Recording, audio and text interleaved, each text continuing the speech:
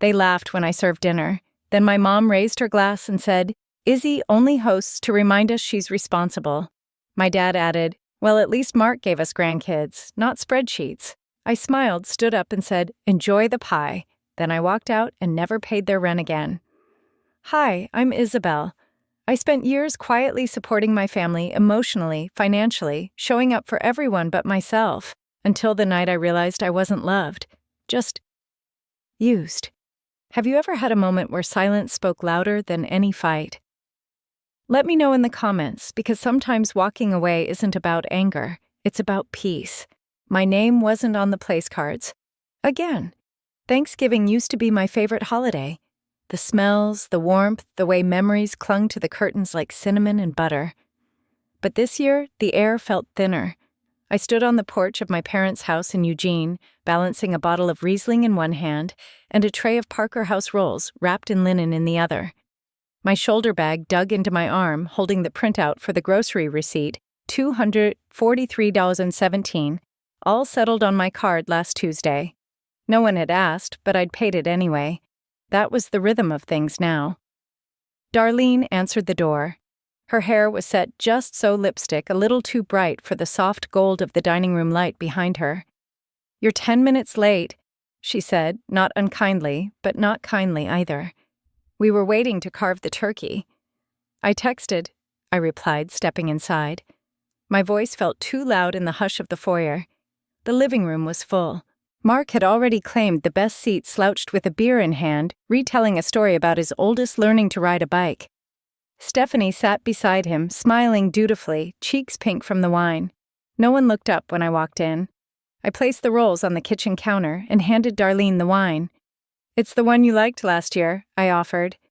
She glanced at the label and hummed, "Hope it's chilled." I moved into the dining room. 10 seats. My name wasn't on any of them. The only empty chair was wedged between the toddler's booster seat and the wall. No one said a word. No one gestured for me to sit elsewhere. So I took my spot quietly. Dinner passed like a film reel I wasn't cast in. Darlene praised Mark's Costco pumpkin pie. "So moist, I can't believe it's store-bought." Howard raised his glass and toasted to family and the future, then turned squarely to Mark. "You're setting such a good example for the next generation." I smiled too tightly. They didn't know I'd helped cover their property taxes last spring. Or maybe they did, but it didn't make it into the toast.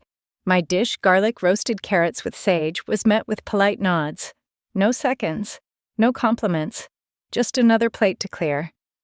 After dessert, I offered to help with the dishes. Darlene waved me off. "You brought a nice bottle," she said. "That's enough." I stood there a beat too long, unsure of where to place myself. Everyone else had reassembled in the living room, their laughter bleeding into the kitchen like static through thin walls. Eventually, I turned and grabbed my coat from the hall rack. As I moved to leave, Darlene walked by carrying a tray of empty wine glasses. "Oh, don't forget this," she said, flinging my wool coat across the new leather couch. It folded awkwardly at the armrest, half dangling off the edge. The same couch they bought last winter after I co-signed the credit line. Not that they remembered. Or cared. Outside, the air was crisp and sharp, biting through the sweater I'd chosen more for appearance than warmth. I settled into my car keys, still untouched, in the ignition. The street was quiet, holiday lights twinkling along the neighboring roof lines. My phone buzzed. Bank transfer, $950 to Howard and Darlene M., November rent. I didn't cry. I didn't curse. I just stared at the total. Then I locked my screen, turned on the engine, and let the silence of the cabin settle in like fog. But it wasn't the peaceful kind. I spent 3 hours picking it out.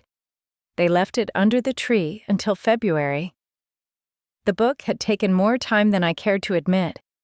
I started compiling it in early November, recipes, handwritten on yellowing index cards, photos from old Polaroids taped at the corners, stories typed up in a serif font soft enough to look like memory. It wasn't just a cookbook. It was a piece of our family stitched together in ink and glue. I wrapped it in crimson foil and tied it with a velvet ribbon. A small gold tag read, "To Mom. Love, Isabel." I set it gently under the tree between a box wrapped in metallic blue and a massive bag stuffed with tissue paper from Best Buy. That night, the house glittered with light and plastic. Inflatable reindeer on the lawn, a fake fireplace flickering through a TV screen, and enough tinsel to choke a dozen pine trees. Darlene loved Christmas, or rather, she loved performing it. The playlist cycled through Michael Bublé and Mariah Carey, and the kitchen buzzed with casserole dishes and pre-made pies. I brought a tray of chocolate peppermint bark I'd made from scratch. She looked at it and said, "Oh, fun." Something homemade like it was a novelty. Mark handed Howard a Bluetooth speaker with voice control. Howard acted like he'd just been given the keys to a spaceship. "This thing talks back," he said, pressing buttons like a kid in a toy aisle. Stephanie gave everyone scented candles with pre-printed inspirational quotes. I got one too. "Shine bright, even when no one sees you." I wasn't sure if it was irony or fate. I waded through the unwrapping, through the noise and clapping and shrieks from the kids as they opened their tablets. Darlene's gift stayed where I'd placed it, neat and untouched, under the tree. At one point, she stepped over it to plug in a charging cable.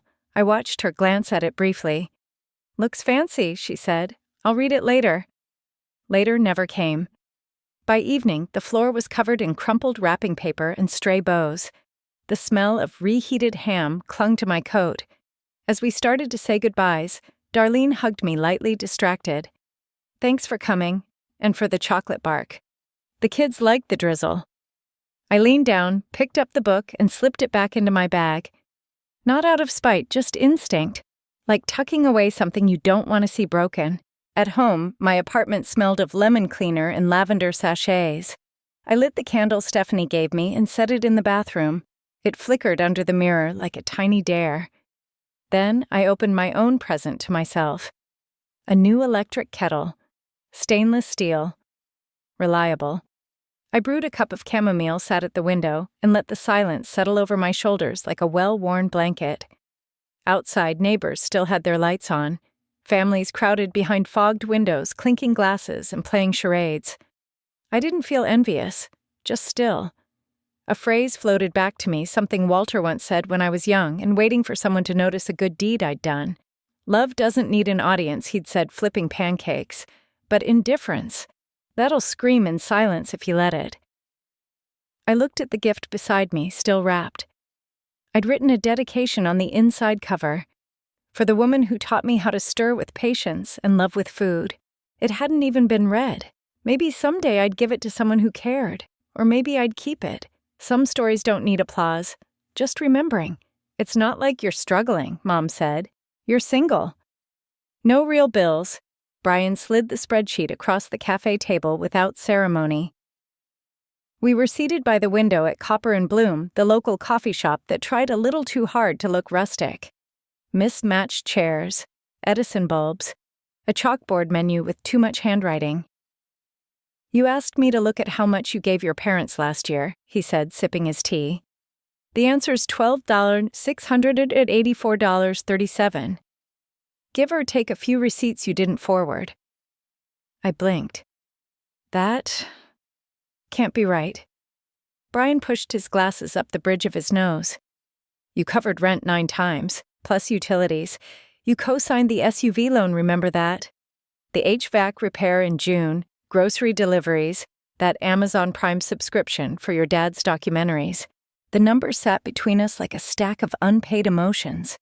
I stared at the latte in front of me until the foam went flat.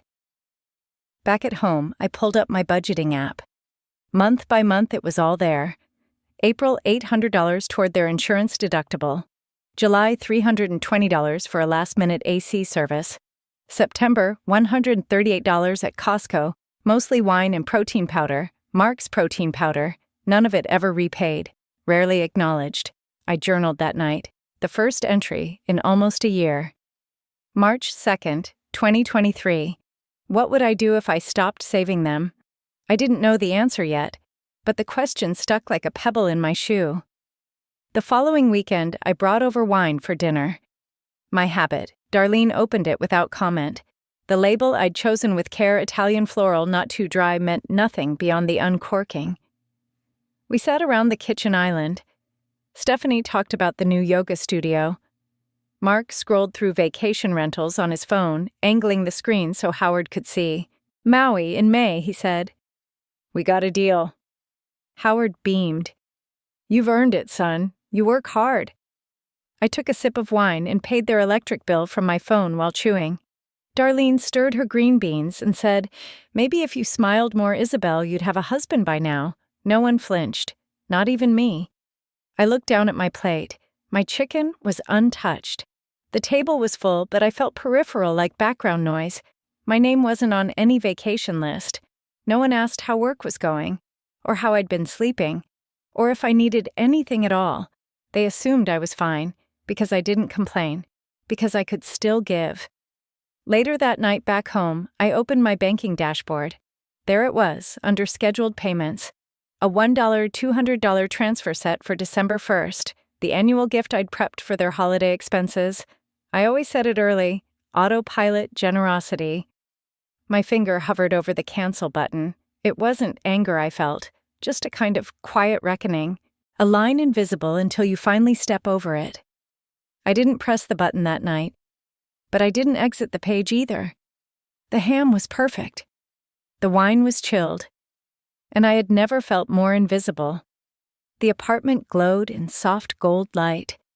I'd spent 2 days preparing brining, the ham ironing, the tablecloth wrapping gifts with handmade tags and wax seals. There was a sprig of rosemary tied to each napkin, and the playlist I'd curated was playing softly in the background. Nat King Cole, a little Ella Fitzgerald, the kind of music Dad used to hum when he cooked on Sundays. I'd never hosted Christmas before. Not because I couldn't, but because no one ever asked. This year, I offered. I thought maybe, just maybe, changing the setting would change the story. They arrived 38 minutes late. Darlene walked in first, rubbing her arms. It's freezing. Don't you believe in central heat? Howard followed, stamping snow off his boots. Still renting, huh? He said it like a diagnosis. The kids charged past me without a hello, tumbling onto the couch and jostling the throw pillows I'd fluffed just an hour before.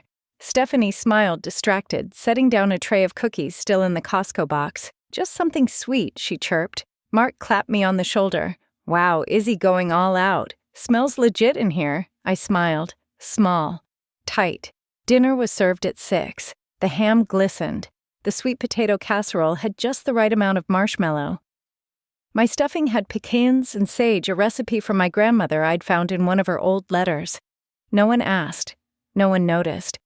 I had even printed little place cards, each name written in gold ink, placed precisely where I thought each person would feel most comfortable. I remembered who was left-handed, who liked more elbow room, who preferred being near the window. The centerpiece was made of eucalyptus cranberries and unscented candles, because Stephanie had once mentioned she got headaches from strong scents. No one noticed any of it. Howard leaned back in his chair mid-meal and said, Well, at least this apartment is cleaner than your last one. Remember that place by the train tracks? Mark laughed. Oh, yeah. You could time your sleep cycle to the Amtrak schedule. I chuckled lightly, then realized they were serious. We sat down, and I waited a moment, hoped someone would mention the place settings or the glasses I'd rented for the occasion. Darlene squinted at the wine bottle. Is this the same one you brought last year? She asked. Not unkindly, but not kindly either. Different vintage, I said. Stephanie passed the Costco cookies around. These are so good. We bring them to every gathering now. Oh, you should have just had those instead of cooking, Darlene said with a laugh. Izzy only hosts to remind us she's the responsible one, Howard chuckled. At least Mark gave us grandkids, not spreadsheets. The table fell quiet for a moment. Mark laughed, nervous or oblivious, I couldn't tell. Stephanie sipped her wine. The kids had started a game with the napkin rings. Darlene tapped her wine glass and looked around. We should get a photo before dessert. Mark, you and the kids sit in the front. Izzy, do you mind taking it? Sure, I said even as my chest clenched. I stood behind the lens as they smiled in front of the fireplace I had cleaned, framed by the stockings I'd hung. There was no spot for me. I looked down at my plate. The food was untouched. My fork rested perfectly aligned. The candle nearest me flickered in rhythm with my pulse. I didn't speak. I didn't argue. I didn't cry. I stood up, walked to the kitchen, and reached for my coat. Izzy, Stephanie asked, I slid one arm in, then the other, straightened the collar. "Enjoy the pie," I said softly. And I walked out. No one followed. Outside, the snow had begun to fall heavier. Soft flakes clung to my sleeves, caught in my hair. The silence of the street was louder than anything in that dining room. I stood under the glow of the street lamp and pulled out my phone. Opened my banking app. Settings. Recurring payments. $950. Rent. $80. Cell plan. $250. Groceries. $1. $200. Christmas fund. I canceled them one by one. The little pop-up window blinked at me each time. "Are you sure?" "Yes. Yes. Yes. Yes." I tucked the phone into my coat pocket and began walking. The crunch of snow beneath my boots was the only sound, and still it felt warmer than the room I'd just left. Later, I wandered a few blocks before realizing I had nowhere to be. The city was hushed under the snow, everything muted and gentle in the way only Christmas Eve could be. I passed windows glowing with family gatherings. Laughter spilled out into the night like music I couldn't quite hear. At a bench near the park, I sat down. The cold seeped in through my coat, but I didn't move. For so long, I had confused usefulness with belonging. I had thought if I cooked enough, paid enough, smiled enough, I would be enough. But tonight, I had finally heard the silence for what it was. Not peace, not love, just absence. I reached into my purse and pulled out the one last gift I hadn't given. A box of handmade truffles wrapped in gold foil. On the tag, "For all the sweet moments yet to come." I'd written it with trembling hope. I placed it gently beside me on the bench. Then I stood, exhaled into the night, and began the long walk home. I didn't send a goodbye. I sent a spreadsheet. It arrived in their inboxes on a Tuesday morning. The subject line read, "Account Summary Isabel Morgan, 2020-2023. Attached was a 5-tab spreadsheet that I'd formatted meticulously. Every dollar accounted for. Rent payments, co-signed loans, insurance, top-offs, utility bills, groceries, and even the holiday fund. The total came to $43,119.08. There was no anger in the email body, just a note that read, "No repayment expected." But this account is now closed. I pressed send and exhaled. A few hours later, Darlene replied, "Didn't know love came with a ledger." I stared at the blinking cursor for a full minute before typing, "It didn't, but debt does." I didn't hear from her again that day. Mark called that evening. "Izzy, what's going on?" His voice was soft, genuinely confused.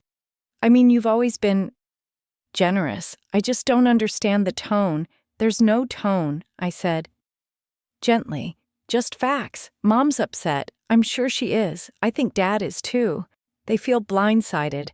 I kept receipts, Mark. Not secrets." He paused. "So what happens now? Nothing," I said. "Nothing happens now. That's the point." I ended the call before it turned into something I'd regret. No yelling. No, please. Just silence the kind I'd once feared, but now chose. Later that week, Brian came over. He brought donuts and a bottle of wine. We spread out the financial documents across my dining table, now cleared of guest napkins and centerpieces. "You sure about this?" he asked, tapping the Roth IRA application. I nodded. "It's time I start investing in someone who shows up for me." We filed the paperwork together. We reallocated my emergency fund, moved the holiday fund into a travel account. For the first time in years, the spreadsheet titled Family Support was marked inactive. That night, I walked past my parents' house on my way home from a bookstore. The snow was falling lightly. Their porch light was on. I saw silhouettes in the window, Darlene probably wiping down counters, Howard adjusting the TV volume. I didn't stop. The next day, Stephanie messaged me. "They keep asking if you'll come by," she wrote. Then I think it's finally sinking in. I didn't reply right away. I looked around my apartment. It felt warmer now. Not because anyone had entered, but because I'd let something go. Later, I typed out a response. "Tell them I hope the lights stay on, just not at my expense."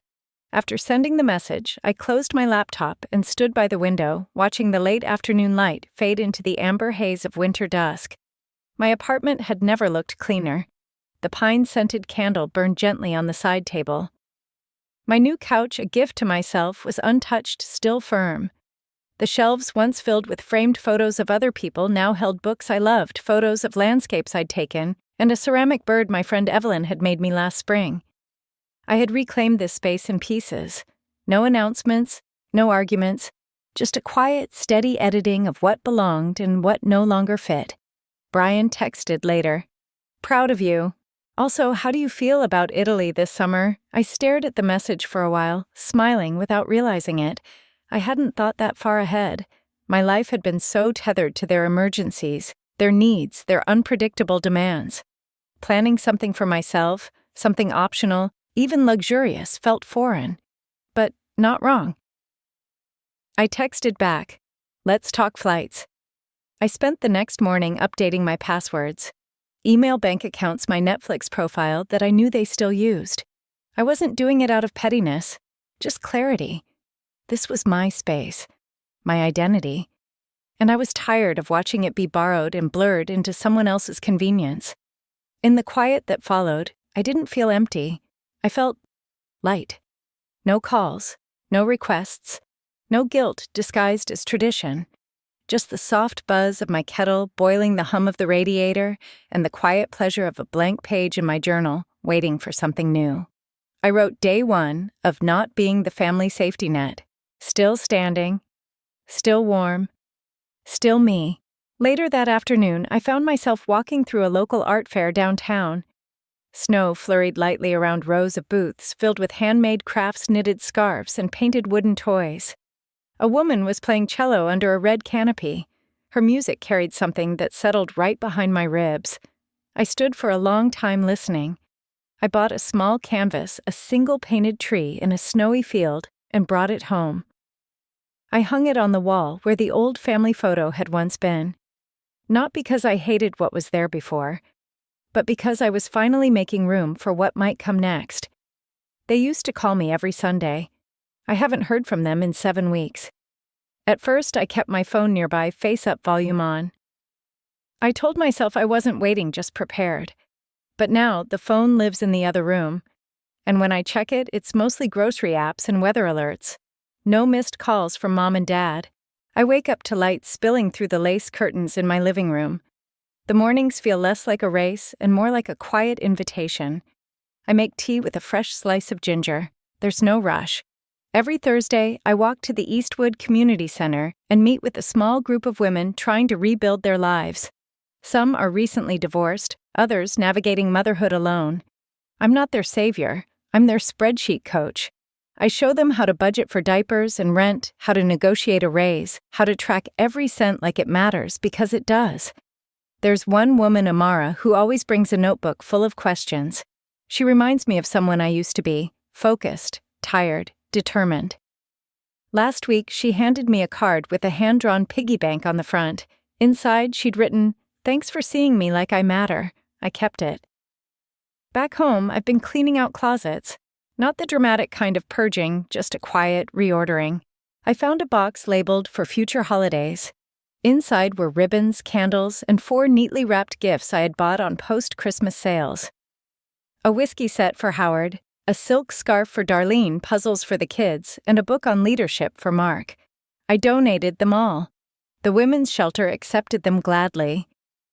The silk scarf was claimed in 5 minutes. Last Sunday, I took a walk in Riverbend Park. It was cold, but bright. The kind of day that feels like a fresh sheet of paper. I sat on a bench with my thermos and watched a family nearby laughing over spilled cocoa and soggy mittens.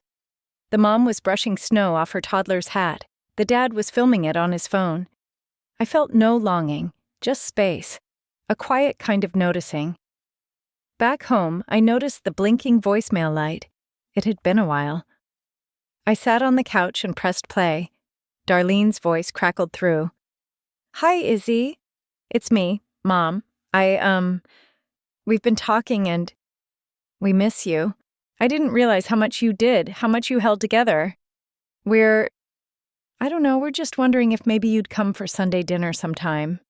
I let the silence stretch long after the message ended. Then I smiled, not bitterly, not triumphantly, just gently. I pressed delete. It wasn't anger. It wasn't pain. It was peace. Later that week, I signed up for a creative writing course at the community college. Tuesday nights, 6:30 to 8:00. The instructor's name is Marvin. He wears corduroy and drinks way too much decaf. I love him already. Our first assignment was to write a short personal essay. I titled mine, What I Stopped Paying For. The words came easier than I expected. Not just the financial ones, but the emotional invoices too. The late-night texts, the invisible labor, the silences. I filled with casseroles and calendars. I turned it in with a smile. That night, I lit a candle lavender and mint and brewed a mug of chamomile tea. I pulled out a fresh journal, the one with the linen cover and ribbon bookmark I'd been saving for something meaningful. I opened to the first page. But I didn't write about the past. Not this time. I wrote a list of what I wanted to become. Confident, rested, joyful, undistracted, expansive, visible. Somewhere down the page, I added whole. They said I was cold for walking away. But peace, I've learned, is always mistaken for distance by people who only loved your warmth. And that's okay, because this warmth, it's mine now, and I intend to keep it. On Saturday, Amara brought her little boy to the center for the first time. He sat in the corner with a plastic dinosaur and made roaring sounds while we went over her updated budget. She'd shaved $50 off her grocery bill and found a part-time bookkeeping gig through someone she met in class. "You're good at this," she said as she gathered her things. "Not just the numbers, the showing up." That stayed with me. Later that night, I added a new page to my journal, things I never charged for. The late-night rides, the reminders, the recipes I typed and laminated, the calls I answered while half asleep, the forgiveness I gave before it was ever asked. I looked at the list and didn't feel bitter. I felt like someone finally learning the value of her own labor. And in the corner of the page, I scribbled one more line, and now I charge interest in peace. Then I closed the journal, poured myself a glass of red wine, and opened a fresh Word document. The title, The Peace I Refuse to Pay For. Not a story about them, a story about me. I didn't walk away to prove anything. I walked away to finally hear myself think. And in the quiet, I learned that love without respect is just obligation in disguise. Sometimes the hardest boundary to set is with the people we love the most. But choosing peace isn't cruel, it's how we survive. If we want others to value us, we have to stop offering ourselves at a discount. If this story reminded you of a time you had to choose peace over approval, I invite you to share your thoughts. Sometimes the most healing stories begin when someone else dares to tell theirs.